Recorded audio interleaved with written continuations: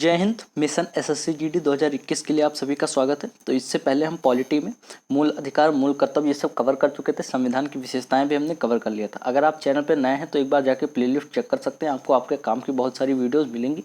Channel को subscribe करके bell icon press कर दीजिए। हम अरिहंत के बुक का डिस्कशन कर रहे हैं, MCQ। ये सारे MCQs अरिहंत के बुक के हैं। तो चलिए, केंद्र सरकार यानी कि संघ सरकार, इसको आप ऐसे भी कह सकते हैं, संघ सरकार, केंद्र सरकार। तो इसके जितने भी क्वेश्चंस हैं सब हम लोग देख लेते हैं। भारत में कार्यपालिका का अध्यक्ष कौन होता है? तो भारत में कार्यपालिका का अध्यक्ष आप सभी को पता होगा कि राष्ट्रपति होता है। राष्ट्रपति न्यायपालिका, कार्यपालिका और विधायिका, इन तीनों का अध्यक्ष होता है। चलिए, भारतीय संघ की शक्ति किसमें निहित है? तो भारतीय संघ की शक्ति आपके संसद में निहित है। संसद जो कानून बनाएगी वही मान्य होगा। राष्ट्रपति के निर्वाचक मंडल में कौन कौन शामिल है? तो राष्ट्रपति के निर्वाचक मंडल में सबसे पहले तो हम बता दें कि यहाँ पे आपके राष्ट्रपति निर्वाचक मंडल में 50 प्रस्तावक और 50 अनुमोदक भी होते हैं। 50 प्रस्तावक और 50 अनुमोदक। तो कभी कभी क्वेश्चन ये भी पूछा जाता है कि कितने प्रस्तावक या कितने अनुमोदक होते हैं? तो 50-50 होते हैं, ठीक है। और राष्ट्रपति के निर्वाचन मंडल में कौन कौन शामिल होता है? तो राष्ट्रपति के निर्वाचन मंडल में संसद के दोनों सदनों के निर्वाचित सदस्य, यानी कि जो सीधे जनता से चुन के आए हैं, और विधानसभाओं के निर्वाचित सदस्य शामिल होते हैं। चलिए, अगला क्वेश्चन देख लेते हैं। अगला क्वेश्चन क्या है कि राष्ट्रपति पद के चुनाव संबंधी विवाद किसे निर्देशित किया जाता है? तो ये किया जाता है आपके उच्चतम न्यायालय यानी कि सुप्रीम कोर्ट में। यानी कि अगर कुछ चुनाव संबंधी विवाद हो गया है तो वो सुप्रीम कोर्ट उसका फैसला करेगा, मतलब सुप्रीम कोर्ट को भेजा जाएगा। राष्ट्रपति पद के निर्वाचन हेतु कौन सी पद्धति अपनाई जाती है? काफ़ी इंपॉर्टेंट क्वेश्चन है। ये कौन सी पद्धति अपनाई जाती है? ये अपनाई जाती है आपकी एकल संगमणीय या फिर समानुपातिक प्रतिनिधित्व। इसको अप्रत्यक्ष मतदान भी कहते हैं। राष्ट्रपति का मतदान एक अप्रत्यक्ष मतदान होता है जिसमें जनता सीधे भाग नहीं लेती है, मतलब कि वो जनता के चुने हुए MLA इसमें वोट करते हैं। तो इसको एकल संगमणीय, समानुपातिक प्रतिनिधित्व या अप्रत्यक्ष मतदान ये सभी कह सकते हैं। तो सभी ही आप याद रखिएगा, इसमें से कोई एक ही आपको ऑप्शन में दिया हुआ रहेगा कि कौन सी पद्धति अपनाई जाती है। तो एकल संगमणीय या तो दिया रहेगा या तो समानुपातिक प्रतिनिधित्व दिया रहेगा। ये दोनों काफ़ी इंपॉर्टेंट है, याद रखिएगा।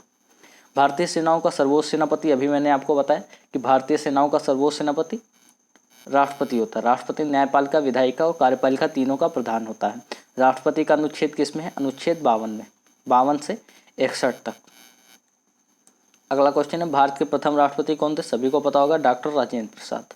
निर्विरोध चुने जाने वाले एकमात्र राष्ट्रपति कौन थे? ये थे आपके नीलम संजीव रेड्डी। और ये भी पूछा जा सकता है कि कौन से ऐसे राष्ट्रपति थे जो लोकसभा अध्यक्ष भी रह चुके थे? तो वो भी थे आपके नीलम संजीव रेड्डी ही थे। नीलम संजीव रेड्डी लोकसभा अध्यक्ष भी रह चुके थे और राष्ट्रपति भी चुने गए थे, मतलब निर्विरोध। राष्ट्रपति पर महाभियोग का आरोप संसद के किस सदन द्वारा लाया जाता है? तो राष्ट्रपति पर महाभियोग का आरोप संसद के दोनों सदनों द्वारा लाया जा सकता है, किसी भी सदन के द्वारा, यानी कि लोकसभा या राज्यसभा, ठीक है। संसद की बात हमारे संविधान के किस अनुच्छेद में है? तो अनुच्छेद 89 में। 80 में हमारा राज्यसभा है, फिर 81 में लोकसभा है। ऐसे याद रखेंगे, 89 में है हमारा संसद, 80 में है हमारा राज्यसभा और लोकसभा है आपका 81 में, अनुच्छेद 81 में। चलिए, कोई व्यक्ति राष्ट्रपति पद के लिए अधिकतम कितनी बार निर्वाचित हो सकता है? तो इसकी अभी तक कोई सीमा दी नहीं हुई है संविधान में। राष्ट्रपति को पद एवं गोपनीयता की शपथ कौन दिलवाता है? तो राष्ट्रपति को पद एवं गोपनीयता की शपथ उच्चतम न्यायालय के मुख्य न्यायाधीश दिलवाते हैं।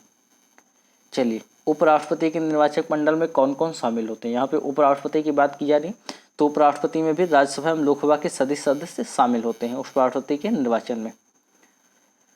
भारत के उपराष्ट्रपति को पद से कौन हटा सकता है? तो भारत के उपराष्ट्रपति को पद से कौन हटा सकता है? तो लोकसभा की सम्मति से राज्यसभा हटाती है।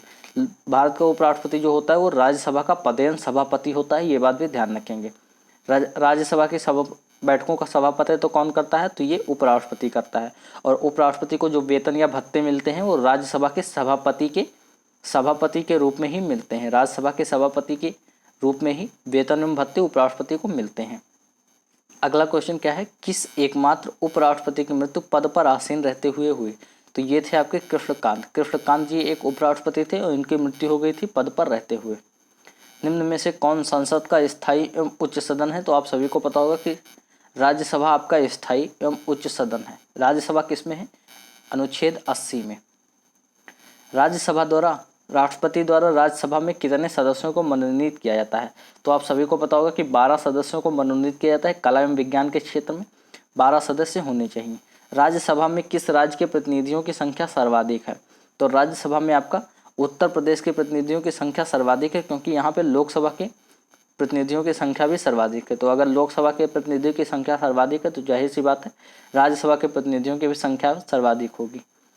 लोकसभा के लिए प्रथम आम चुनाव कब हुआ था? तो 1952 में ये हुआ था, 1951-52 में हुआ था। लोकसभा का चुनाव लड़ने के इच्छुक व्यक्ति की न्यूनतम आयु क्या होनी चाहिए? तो सभी को पता होगा कि ये होनी चाहिए आपके 25 वर्ष, और राष्ट्रपति बनने की न्यूनतम आयु 35 वर्ष। अगर पूछा जाए प्रधानमंत्री बनने की न्यूनतम आयु तो ये भी 25 वर्ष। और अगर पूछा जाए कि राज्यसभा का सदस्य बनने की न्यूनतम आयु तो वो है आपका 30 वर्ष। प्रधानमंत्री बनने की कोई न्यूनतम आयु निर्धारित नहीं है, पर अगर पूछा जाए तो आपको 25 वर्ष ही लगाना है, क्योंकि लोकसभा का ही कोई व्यक्ति प्रधानमंत्री बन सकता है, तो 25 वर्ष पे वो बन सकता है। कौन सा राज्य सबसे अधिक प्रतिनिधि लोकसभा में भेजता है? तो अभी आपको बताया कि उत्तर प्रदेश सबसे अधिक प्रतिनिधि लोकसभा में भेजता है। लोकसभा एवं राज्यसभा के 2 अधिवेशनों के बीच अधिकतम कितने समय का अंतर होना चाहिए? तो ये देखिए, लोकसभा में आपके 3 अधिवेशन पूरे साल में मतलब होते हैं, और अधिकतम अगर अधिवेशन की यहाँ पे बात की जाए तो ये होते हैं आपके 6 महीने का गैप होना चाहिए। मतलब ज़्यादा 6 महीने से ज़्यादा का गैप नहीं हो सकता, वैसे तो इससे कम का भी होता है, यानी कि आपके एक वर्ष में 2 सत्र जरूर चलने चाहिए, तो 6 महीने का ज़्यादा गैप नहीं होना चाहिए। तो ऑप्शन क्या हो जाएगा? बी हो जाएगा। कोई विधेयक धन विधेयक है या नहीं, इसका निर्णय कौन लेता है? तो कोई विधेयक धन विधेयक है या नहीं, इसका निर्णय लेता है आपके लोकसभा अध्यक्ष। वर्तमान में कौन है? ओम बिरला जी। तो लोकसभा अध्यक्ष इसका निर्णय लेते हैं कि कौन धन विधेयक है या नहीं। संसद के संयुक्त अधिवेशन को कौन बुलाता है? तो संसद के संयुक्त अधिवेशन को राष्ट्रपति बुलाता है, और इसकी अध्यक्षता करता है लोकसभा अध्यक्ष। चलिए, प्रधानमंत्री की नियुक्ति कौन करता है? तो बहुमत दल के नेता को प्रधानमंत्री नियुक्त करता है आपका राष्ट्रपति। स्वतंत्र भारत के प्रथम प्रधानमंत्री कौन थे? सभी को पता होगा, जवाहरलाल नेहरू जी थे। प्रधानमंत्री या कोई मंत्री जो संसद के किसी सदन का सदस्य नहीं है, उसे मंत्री पद पर बने रहने के लिए अधिकतम कितने दिनों के अंदर संसद का सदस्य बनना अनिवार्य है? तो अधिकतम 6 माह तक वो बना रह सकता है। अगर वो सांसद नहीं है तो 6 दिनों के अंदर संसद की सदस्यता लेना पड़ेगा, 6 महीने के अंदर। मंत्रिपरिषद सामूहिक रूप से किसके प्रति उत्तरदायी होती है? तो मंत्रिपरिषद आपका सामूहिक रूप से लोकसभा के प्रति उत्तरदायी होती है, बात याद रखेंगे। अगला क्वेश्चन है कि यदि किसी मंत्री के विरुद्ध अविश्वास मत पारित हो जाए तो क्या होगा? देखिए, ये क्वेश्चन काफ़ी इंपॉर्टेंट है, इसमें काफ़ी लोग गलत कर सकते हैं। इसमें आप लगा देंगे कि सिर्फ संबंधित मंत्री त्यागपत्र देगा, जो कि गलत है। अगर किसी मंत्री के विरुद्ध अविश्वास मत पारित हो जाता है तो पूरी की पूरी मंत्रिपरिषद को इस्तीफा देना होता है। क्या देना होता है? कि पूरी की पूरी मंत्रिपरिषद भंग हो जाती है और चुनाव फिर से होता है, इसलिए पूरी की पूरी मंत्रिपरिषद इस्तीफा दे देती है। क्योंकि अभी आपने पढ़ा कि मंत्रिपरिषद सामूहिक रूप से लोकसभा के प्रति उत्तरदायी होती है, तो सामूहिक रूप से जब उत्तरदायी होगी तो अगर किसी एक मंत्री के विरुद्ध भी अविश्वास मत पारित हो गया तो सामूहिक रूप से उसको इस्तीफा देना पड़ेगा। चलिए, वित्त विधेयक सबसे पहले संसद के किस सदन में पेश किया जाता है? तो वित्त विधेयक सबसे पहले लोकसभा में पेश किया जाता है, ये बात ध्यान रखेंगे। निम्नलिखित में से किसे लोकसभा की कार्यवाहियों में भाग लेने का अधिकार तो है पर मत देने का अधिकार नहीं है? तो ये क्वेश्चन आपने काफ़ी पढ़ा होगा।